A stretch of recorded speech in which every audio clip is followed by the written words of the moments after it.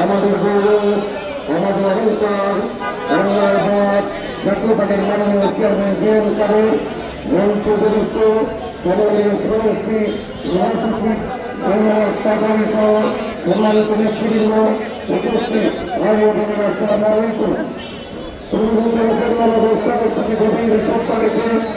আমি আমার বক্তব্য শুরু করছি। এই দেশের মানুষের হৃদয় ছিল, উনি একমাত্র রাষ্ট্রশাসক ছিলেন যিনি ওই দেশের মানুষের অন্তরের জন্য পৌঁছেছিলেন। উনি একমাত্র রাষ্ট্রপ্রধান ছিলেন যিনি রাষ্ট্র ক্ষমতায় থাকা অবস্থায় তিনি নিজেকে সম্মান দিয়েছেন, বঙ্গবন্ধু গ্রহণ করেছেন, গ্রহণ করেছেন। উনি একমাত্র রাষ্ট্রপ্রধান তিনি জনগণের কাছাকাছি গিয়েছিলেন, পানিতে নেমে ওনার জনগণের জন্য খাবার পৌঁছে দিয়েছিলেন। যা পৃথিবীর ইতিহাস একটি বিরল ঘটনা। আর সেজন্য উনি পরিবহনের জন্য আমাদের কাজ চিন্তা করেছিলেন।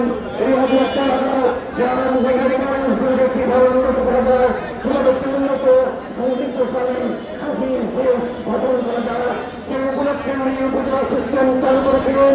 ওই সিস্টেমের মাধ্যমে গ্রামকে সভা করার স্বপ্ন দেখেছিলেন। কিন্তু পরবর্তী পর্যায়ে যারা ক্ষমতা এসেছে তারা ইচ্ছাকে সেই স্বপ্নকে বহিষ্কার করেছেন। এই পেশাদের চিন্তা চেতনা ছিল ৩০ বছরের আগে, ৩০ বছর অগ্রগামী চিন্তাধারা। উনি যে চিন্তা আজ থেকে ১৫ বছর আগে করেছিলেন যে প্রত্যেক বাংলাদেশকে ৪টি ভাগ করে জমিন করার জন্য, প্রদেশ করার জন্য, সেই চিন্তা আজকে মানুষ করতেছে।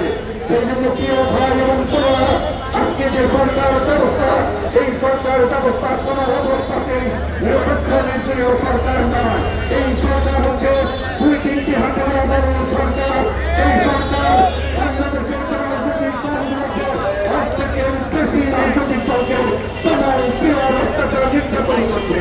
আমি ওনাকে বহুবার বলেছি, জাতীয় পার্টির জিএম কাদেরকে, জাতীয় পার্টির তৃণমূলকে কোন অবস্থাতেই তাদের দেখাবে না।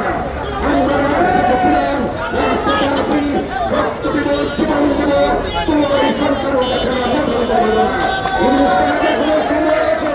এখনো সময় আছে, আপনি ক্ষমতা হস্তান্তর করে নিরপেক্ষ সরকার দিয়ে ক্ষমতা হস্তান্তর করেন, নিরপেক্ষ নির্বাচনের ব্যবস্থা করেন। আর না এই দেশের কোন নির্বাচন আমরা হতে দেব না, দেব না। আহ্বান করে আমাদের বক্তব্য শেষ করছি। ধন্যবাদ। ধন্যবাদ।